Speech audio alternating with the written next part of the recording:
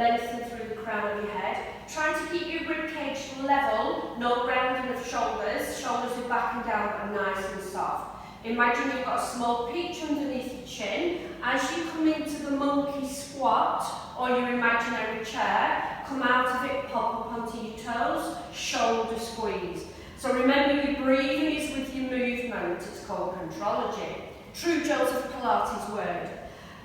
The thing to remember is that your head will give you bad posture. It will always give you good posture as well. So if your head's in the correct position as you're doing all of the exercises, not dropping the head down, then you're absolutely going to activate the core in its normal way. So as you come up onto your toes, push into the balls of your feet. Try to keep your toes facing forwards. You should get a glimpse of your toes in front of your knees as you're doing your squats, and your heels should stay down. So if anybody has any problems keeping their heels down on the squat, maybe put your heels on a rolled up mat just to make sure that your heels stay down, and then you're going to get the lengthening and the eccentric movement into the calves as well. So once you've done maybe, I would say about 20 of these, I'm going to move on because these videos are going to be quite short, but I want you to do a little bit more on each one. Maybe stop the video and do a little bit. So as you come into your squat, it's important not to do a chin poke. You don't want to be lengthening here, as I've told you many, many times. You want to be lengthening at the back of the head. So as you lengthen here, your head is in the correct place so that you're not shortening the neck extensors, especially if you have neck issues, shoulder issues. If you're doing a lot more cycling, it's important that you're keeping your shoulders nice and flat. So what you're going to do now is arms by your side, chin nodding again, always keep correcting yourself. Gentle lean from one side to the other. So you want your ear, your shoulder and your hip all in the same alignment. Try not to move the hips. If you pull your abdominals in and breathe with your movement, then you'll make sure that you're activating your core in a positive way. So any leaning forwards or looking down is not going to activate the front and back core evenly. And as you lean from side to side, it's a pinching action across each side of the body. So these are all exercises to prepare your body, but also we're checking, is there anything untoward going on? If you've been sitting down a lot more, as we all have, you might just find that you're a little bit tighter around this area, because when we sit down a lot, these muscles are overloaded and lengthening, and the muscles at the front are shortening and collapsing. So as much as you can, keep these functional movements. The next one is your twist movement. So remember, as you twist, float your thumbs upwards. I want you to move your hips, I want you to move your knees and your ankles. Remember, if you've got any osteoporosis, you minimise your movements. If you've got any disc issues, prolapse, herniated, or any fused joints in your back, you might find that your back will twinge and tell you that it doesn't want to go that far. But just doing these exercises, maybe not even on a day-to-day basis, but just 10 minutes of doing these warm-up exercises would be enough to keep you mobile, anybody that suffers from back conditions. I mean, what you can do really is do a few of these every day. If you don't get time or you haven't got the mindset, then, you know, just doing these exercises would probably be enough to stop your back from seizing up. Okay, next one, come into a squat position just to make sure that the legs are nice and warm. Keep your core nice and connected, abdominals pulling in a little bit, but you'll find by doing the heel raises that you'll be starting to warm up a lot more now. So keep your breathing constant. Remember, breath, movement together. So that means that you're going to have to really concentrate on the breath and the movement. Now, as you go, you can start to lift both heels. The knees are bent, and as you go up and down with your heels, you may feel a bit of a judder. I don't know if you can see my legs juddering there, but I'm juddering away. Chin nods in and lengthening through the crown of the head. And I'm actually getting quite warm now, so very slowly bring that up to standing, and then everybody go, oh my God, I can feel that. Arms by your side. We're going to do a balance exercise, and if you start on your left leg, I tend to work the left side of the body first, because the left side is a lot weaker than the right, and most people are right-handed. Remember, only 11% of the population are right-handed, so that means that us right-handed people are very odd. So I'm just turning around, you'll be doing the other leg. What you're wanting to try and do, remember guys, is get that little bit of grateful pain going in the hip. From the side view, the chin nods in, and you're breathing constantly whilst growing 2 inches taller. So the more you do on a certain exercise, that's when you're going to get the physiological changes. So as you lift and lower the arm, remember to minimise the movement. So anybody with shoulder issues, you're going to minimise your movement. Try and keep the leg and the toes facing forwards.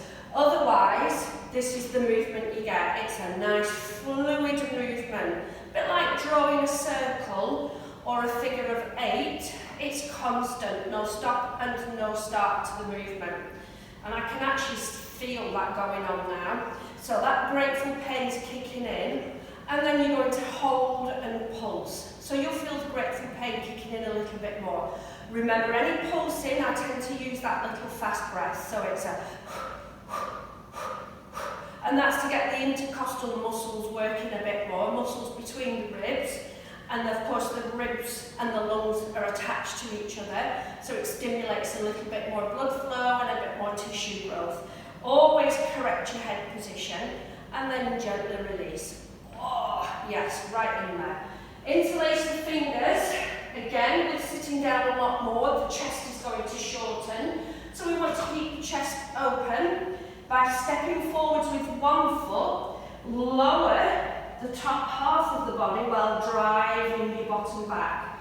Chin nods in and lengthen through the crown of your head. So this shoulder squeeze is to flush out toxins and to get the muscles in the back body connected. And then you're going to feel that mouth stretch down the back of the leg. You'll also feel a bit across the other hip, especially if your hamstrings are tight. And then as you release, you come up to standing. Interlace again, keep the breath going all the time, and then as you lower, hold it there, making sure that your body is nice and solid at the top, and you're squeezing your shoulder blades together. So what you don't want to do is let the head drop down, because that will overload into the back, and then very slowly release that out. So of course then we're going on to the other leg. So you're going to lift and lower, checking. Obviously your right side is easier if you're right-handed. Nod your chin in and lengthen through the crown of your head. Remember, as you lengthen, you're creating that space along the spine. Obviously with sitting down a lot, the spine gets shortened, the shoulders get rounded. So we want to try and stay in as much extension with your spine as possible. And this is proven to release back tension and help with any back issues. So once you've done a few more on that side, stop the video and do a few more. It's absolutely fine if you feel you can do a little bit more. But once you start to feel the work in and around the hip, then you're going to start to actually do some bone loading for the hip and stop any osteoporosis in its tracks. So what we're going to do now is lift and hold, pulse with a little breath.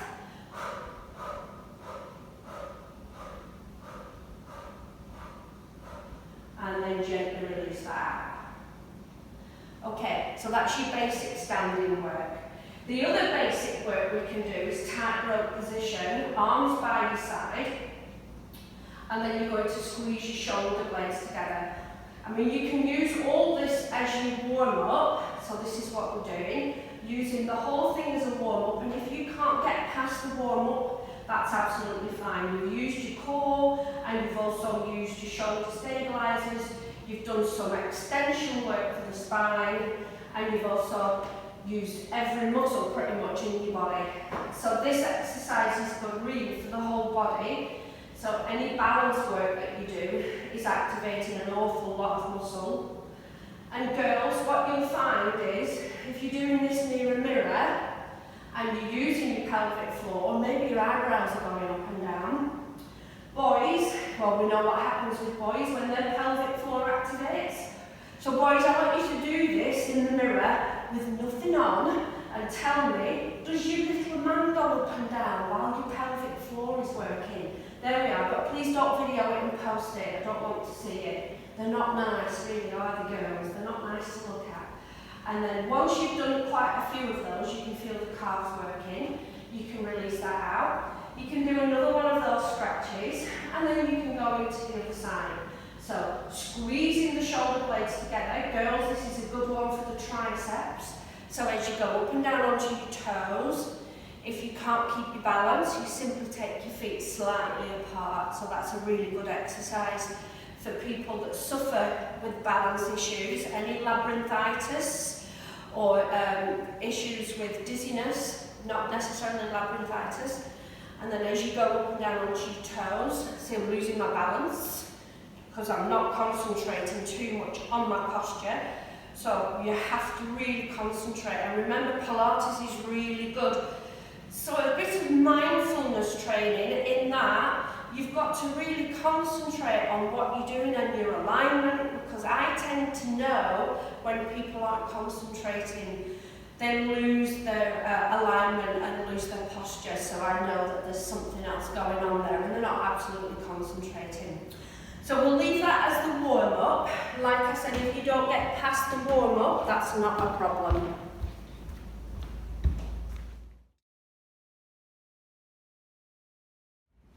Okay, so this next session is going to be what I call step Pilates or block Pilates.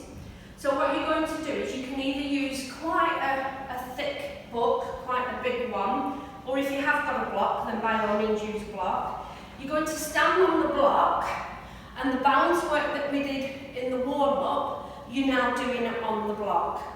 So that warm-up will be added to every video, but this is obviously a session that I do. So it's just, you don't need much equipment at all, you're doing balance work, but we're going to incorporate some squats with it. So concentrate on your position, says Louise, who isn't. Nod your chin in, grow taller through the crown of your head. Guys, if you do feel this more in your calves, then you've really got to think about not bending the knee, because if you bend the knee and or grip with the toes, then the calf muscles are activated more than the hip stabilizers. So we want the 3 hip stabilizers to work, and obviously all the superficial muscles work anyway. This is the thing about Pilates, it works your body from the inside out. So with your core activating, because you're standing on one leg, you'll soon start to feel that the hips are working now. So what we're going to do is introduce the squat to it. So you go out with the leg and then you go toe, ball, heel. Now remember, if you have any knee issues or hip issues, simply bring the legs a little bit closer together. Girls and boys, if you want to work harder, you take the legs a lot wider. But just remember for me that you want to land centrally. So your shoulders move away from your ears. And I'm going to turn around and demonstrate that from the side as well. So chin nods in, arm and leg move, toe ball heel to land, hips drive back, and no rounding of the shoulders. So keep the shoulder stability, keep your head in the correct alignment. So imagine you've got that peach underneath your chin, and you're landing correctly through the legs. You should start to feel the quad muscles on the leg that's on the block or your book, whatever you're using. You don't have to use anything, to be honest, just doing this without. But don't forget, when you use anything that takes your body out of alignment, you're already compensating for the position that you're in. So it's a compensatory exercise. So that means that your body, your core is working harder, your brain is sending messages through nerves to muscles, so you're increasing your neuromuscular response. So what we're trying to do is kick into as many systems in your body as possible. And hopefully, by doing this, we're going to keep your legs, your bum and your back strong. So what you can do from there is you can pulse it. This is going to take your heart rate up a little bit more. So raise the heart rate as your CV, overload into the legs. And then the next one is to bring the leg forward. So as you can see, my leg's a little bit shaky now. And then as you come into your squat, same again. Knee in front, extension through the arms and the shoulders. Try to concentrate. Breath and movement, toe ball heel on the way down, landing centrally. So squeeze the shoulder blades as you come into the squat. You're not really looking down because what you don't want to do is drop your head. If you look at about a 45-degree angle, because that's the position that your back should come into, then your eye line will be at that same angle. So we don't want to shorten the neck extensors or use the trapezius too much because it's already overactive. And with the back flat, if you imagine that your rib cage is a church bell, and what you don't want to be doing is swinging your church bell around. So basically, boys, you keep your ding dong in the centre. So you're not swinging your ribs around, the ribs stay solid, up and down to the movement. And then from there, you're going to pulse. So with that gentle pulsing, you'll feel that your heart rate is going up a little bit, and then the legs are working a little bit harder. And then gently release. Not heard me out of breath before, have you? So, place one foot onto the block or the book, whatever you're using, but you want to try and get a stretch into the calves and into the Achilles. Make sure you've got your correct posture as you're doing all of these stretches. It is important. So ear, shoulder, hip, all in the same alignment. You'll feel that stretch a lot more. If the other foot's close by, and then as you change legs, remember 10 seconds for a stretch. 30, you can go up to 30, but if you just do it for 2 seconds, it's not effective, especially on the calves. You can actually feel that the stretch is increasing up the back of the leg as well. And breathe. Okay, let's change legs. So, I'm going to face you again. So onto the block with the other leg, make sure your toes are not over the edge. If you haven't got a block, remember you can use a book. So you're going up and down with the arm and the leg, and as you lift, doesn't matter whether you're breathing or out, as long as you're breathing with your movement. Just check that you're not turning your toes upwards, because that will twist your pelvis. This is lateral movement. Remember, your body works in all different directions. So what we want to do is keep it strong in all those directions. So before we did some frontal plane, which is movement forwards and backwards. Now we're doing lateral plane, which kicks into all the sling system movements of the body, and that's the muscle and the tissue. The fascia, which is like that cling film that wraps around everything and holds your body together. But it also supports your body as well. And then you're going to come into a little pulse if you want to.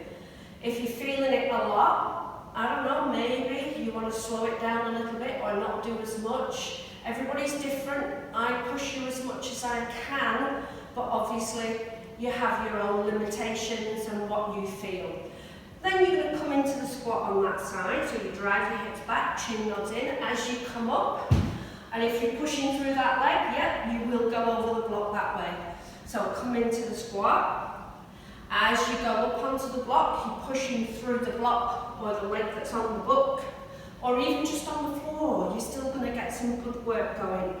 And keep down. I want to see that booty nice and tight when you come back. No saggy bums.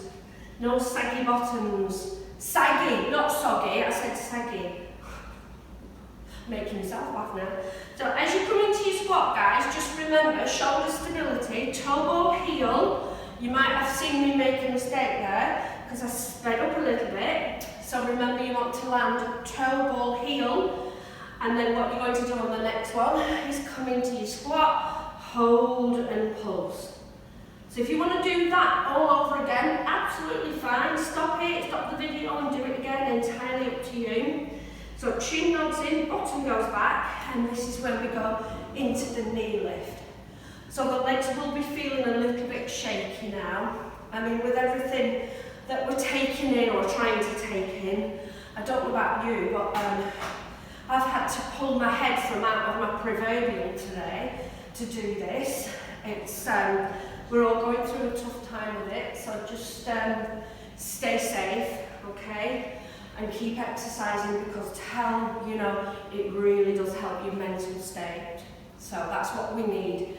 And us girlies, we've got to look after the kids, and the boys, and the mums and the dads.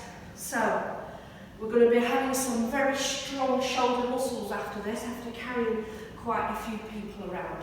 So come into your squat now, pulse through the legs again, just check your alignment. Think, am I nodding my chin in? Am I lengthening through the crown of my head? Am I squatting, or are my knees in a good safe position? And then gently release that out. So that was enough on your squats and those sorts of things. So that's a really good one to do. Guys, if you want to go into that deep stretch for the calves, the sciatic nerve, remember, don't fall forwards, don't do full flexion.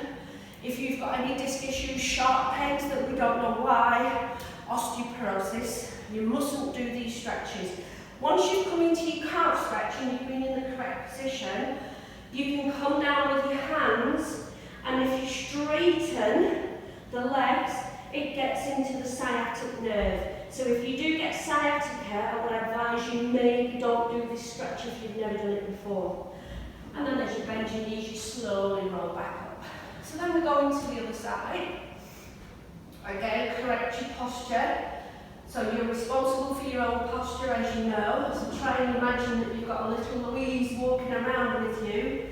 So when we start to feel maybe a little bit down or whatever's going on, well, we know what's going on, but whatever you're feeling, remember your posture is always a positive thing. And then we're going to come down and stretch out through the back of that leg. So that's some standing balance work and squat work for you. Oh, gorgeous stretch. And then very slowly bring yourself out of that. So I'm going to leave that one there. That's another standing balance exercise, and I'm going to stop the video and then I'm going to record a band exercise session.